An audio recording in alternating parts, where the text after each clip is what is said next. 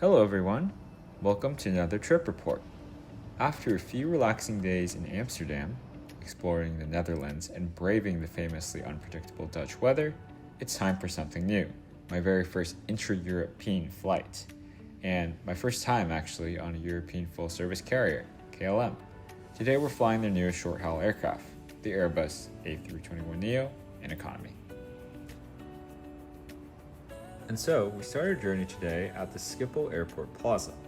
After arriving on the Sprinter from Amsterdam Central, we take a quick moment outside to enjoy a rare burst of Dutch sunshine before heading in. Inside the departures level, Schipol's layout makes it actually quite easy to move from check-in to the non-Schengen gates, as long as you've already checked in online. The KLM counters were quite busy at this hour, mid to early morning, and so skipping them definitely saved some time.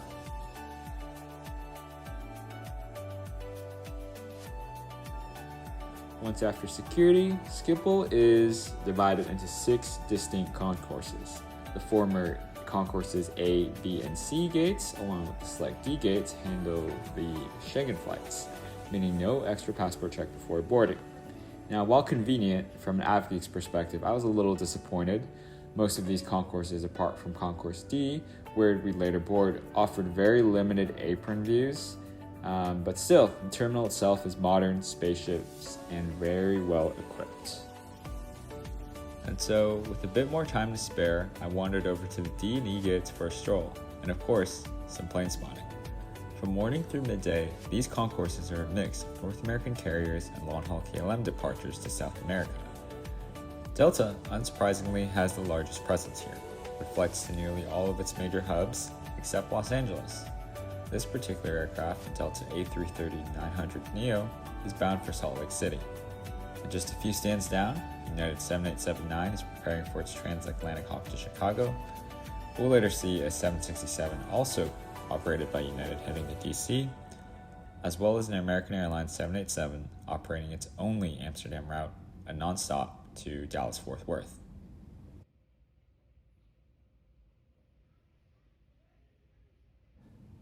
And so, while spotting here was fun, the layout of Schipol can actually be quite disorienting. After exploring, it actually took us a few minutes to relocate our gate back in the Schengen area, given that a lot of the concourses averaged about 20 minutes of walks from end to end. This is also thus the reason why we didn't get to finish exploring the rest of the F and E gates, given our limited time here. Just to re-navigate back to the Schengen area, you must re-enter a passport control section and then take an elevator tucked in a corner of a hall up to gates D59 to 84, from where all Schengen exclusive flights depart. At last, we take a look at a stunning aircraft taking us to Lisbon today, Papa Hotel Alpha X-Ray Foxtrot, a just 3-month-old Airbus 321neo operated by KLM itself. This aircraft carries the nickname the Flying Dutchman. Also something to note is that the Schengen gates here in the D concourse are a step up from the non-Schengen side, reserved for international departures. The boarding area is compact but well organized, and the process actually moves quickly. Before we know it, we're on board and ready to go. Now on board, I'm actually sitting in the middle, 11E today. Now, with the most basic fare if you reserve a KLM, we're offered randomized seat selection at check-in. But actually, luck out and get a seat in the front end of the plane, which means early boarding and deboarding. Seat width is 17.7 inches and pitch, according to Airlopa, is 30 inches from rows 7 to 17. Rows 20 to 29 are 29 inches, and 30 to 38 subsequently are only 28 inches. If someone who has flown with this KLM layout kindly in the comments can let us know if this is true, because Dan, I would hate to be in the back. Also included are a cup holder, mobile device holder, and USB-C charging port at every seat.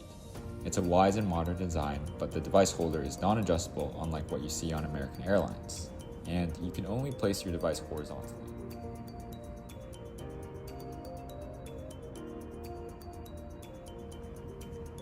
Unfortunately, I wasn't able to capture a lot of taxi and takeoff footage due to my neighbors and being in the middle seat.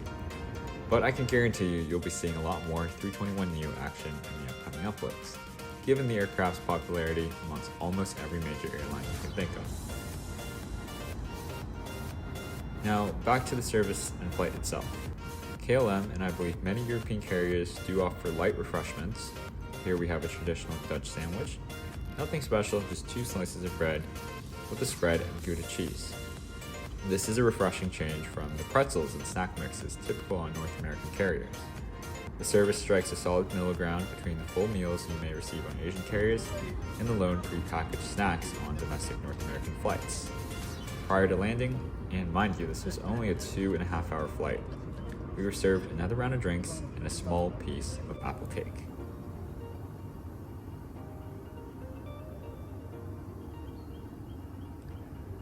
And so the lavatory isn't anything special here. It's clean, maintained, and standard in size to where you have adequate space to move around. We're looking at the 737 MAX here when we say this. And one special feature, as you're about to hear if you listen closely, is the naturalistic bird noises, which I'm thinking gives an ode to Mother Nature for when duty calls. I'm not all too sure about this installment, but please do let me know in the comments if you can deduce the reason to why KLM does this. So quick look outside the window as my seatmate is using the lavatory here. Beautiful CFM LEAP 1A engines. And then we also take a look at the seat itself, right? It's not very well padded, but bearable for a short 2-hour flight.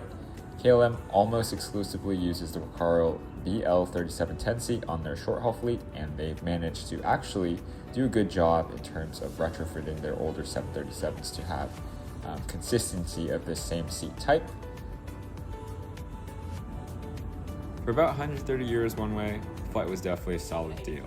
KLM's 321neo really feels like the new standard for European economy, a spacious airspace cabin, decent service, and all the essentials at your seat, such as USB-C power and device holders. Overall, I'd rate this product a solid 7.5 out of 10. Thanks for watching, and I'll see you on our next trip.